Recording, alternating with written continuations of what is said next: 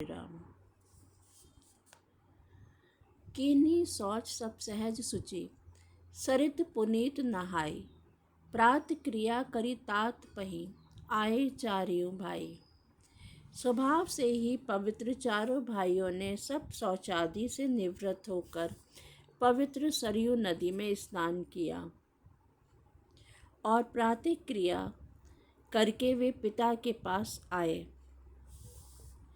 भूप बिलोक के लिए और लाई, बैठे हर्षि रज्जा यसु पाई। देखी राम सब सभा जुड़ानी, लोचन लाभ अवधि अनुमानी। राजा ने देखते ही उन्हें हृदय से लगा लिया। तदंतर भी आज्ञा पाकर हर्षित होकर बैठ गए। श्री रामचंद्र जी के दर्शन कर और नेत्रों के लाभ की बस यही सीमा है, ऐसा अनुमान कर सारी सभा शीतल हो गई, अर्थात सबके तीनों प्रकार के ताप सदा के लिए मिट गए। पुनि वशिष्ठु मुनि कौशिकु आए, सुभग आसन ही मुनि बैठाए। सुतन समेत पूजी पद लागे, निरखी राम दो गुर अनुरागे। फिर मुनि वशिष्ठ जी और विश्वामित्र जी आए।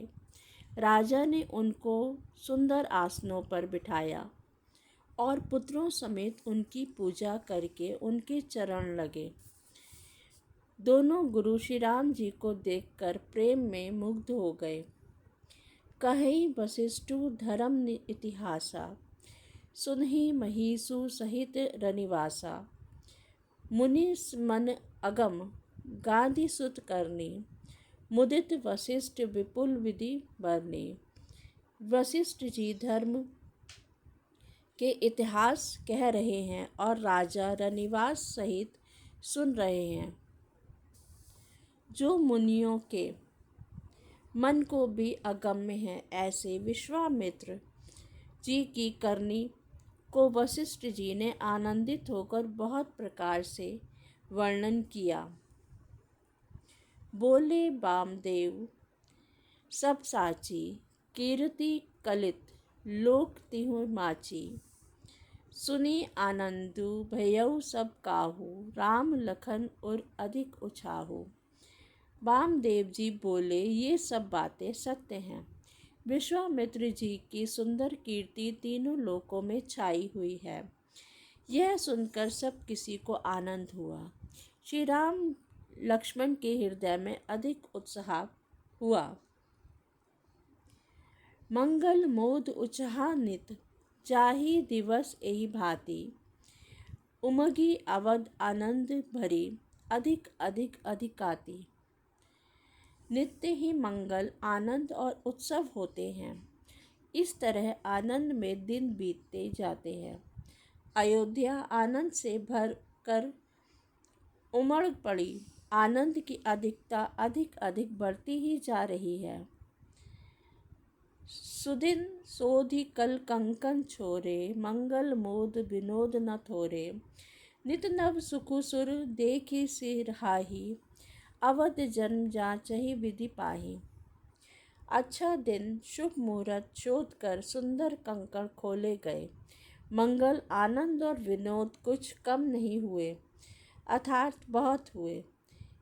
इस प्रकार नित्य नए सुख को देकर देवता सिहाते हैं और अयोध्या में जन्म पाने के लिए ब्रह्मा जी से याचना करते हैं। जय श्री राम। विश्वामित्रु चलन नित चहहि, राम सप्रेम विनय बस रहहि। दिन दिन सयगुन भूपति भाऊ, देखी सरहा महामुनि राऊ। विश्वामित्र जी नित्य ही चलना अपने आश्रम जाना चाहते हैं, पर रामचंद्र जी के स्नेह और विनय वश रह जाते हैं। दिनों दिन राजा का सौगुना भाव देखकर महामुनिराज विश्वामित्र जी उनकी सराहना करते हैं। मांगत विदा राव अनुरागे, सुतन समेत ठाड़ भे भागे आगे। नाथ सकल संपदा तुम्हारी, मैं सेवकों समेत सुत नारी। अंत में जब विश्वामित्र जी ने विदा मांगी तब राजा प्रेम मग्न हो गए और पुत्रों सहित आगे खड़े हो गए। वे बोले, हे नाथ, ये सारी संपदा आपकी है। मैं तो स्त्री पुत्रों सहित आपका सेवक हूँ। करब सदा लरिकन पर छोहू, दर्शन देत रहब मुनि मोहू। अस कही राउ समय सहित सुत रानी, परेउ चरण मुख आव न बानी। हे मुनि, लड़कों पर सदा स्नेह करते रहिएगा और मुझे भी दर्शन देते रहिएगा। ऐसा कहकर उनके मुंह से बात नहीं निकलती। ऐसा कहकर पुत्रों और रानियों सहित राजा दशरथ जी विश्वामित्र जी के चरणों पर गिर पड़े। प्रेम वियल हो जाने के कारण उनके मुंह से बात नहीं निकलती। दीनी आशीष विप्र बहुभांति, चले न प्रीति रीति कही जाती। रामु स प्रेम संग सब भाई, आये सुपाई फिरे पहुँचाए।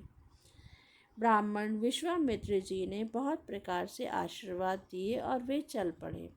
प्रीति की रीति कहीं नहीं जाती। सब भाइयों को साथ लेकर श्री राम जी प्रेम के साथ उन्हें पहुंचाकर और आज्ञा पाकर लौटे।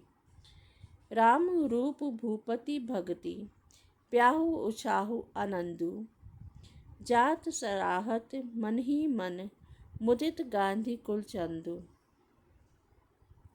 गांधी कुल के चंद्रमा विश्वामित्र जी बड़े हर्ष के साथ श्री रामचंद्र जी के रूप, राजा दशरथ जी की भक्ति, चारों भाइयों के विवाह और सबके उत्साह और आनंद को मन ही मन सराहते जाते हैं। वामदेव रघुकुल गुण गानी ज्ञानी, बहुरी गाधी सुत कथा बखानी। सुनी सुनी सुनी मुनि सुजसु, मन ही मन राव, बरनत आपन पुण्य प्रभाव।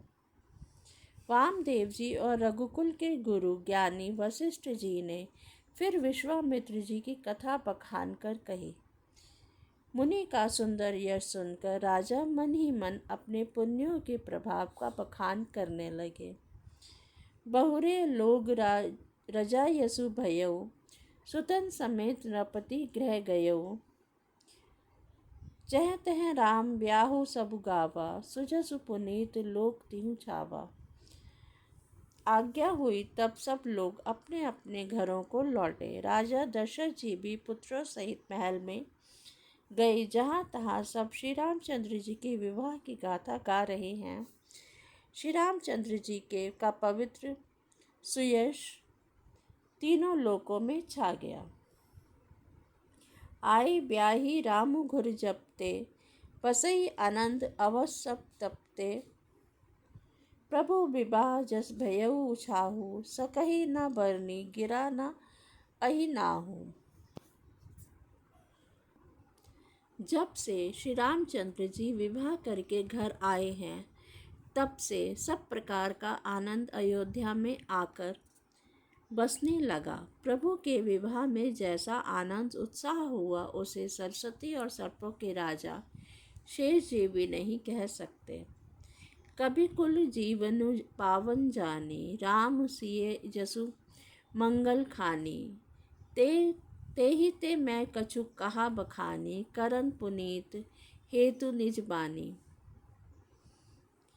निज श्री रामचंद्र जी के यश को, कवि कुल के जीवन को पवित्र करने वाला और मंगलों की खान जानकर इससे मैंने अपनी वाणी को पवित्र करने के लिए कुछ बखान कर कहा। निज गिरा पावनी करन कारण, राम जसु तुलसी कहेयो। रघुवीर चरित अपार बारिधि, पारु कवि कौने लयो। उपबीत ब्याह उछाह मंगल, सुनी जे सादर गावहीं। वैदेही राम प्रसाद ते, जन सर्वदा सुख पावहीं। अपनी वाणी को पवित्र करने के लिए तुलसी के ने राम का यश कहा है, नहीं तो श्री रघुनाथ जी का चरित्र अपार समुद्र है। किस कवि ने उनका पार पाया है। जो लोग यज्ञोपवीत और विवाह के मंगलमय उत्सव का वर्णन आदर के साथ सुनकर गावेंगे, वे लोग श्री जानकी जी और श्री राम जी की कृपा से सदा सुख पावेंगे। जय श्री राम।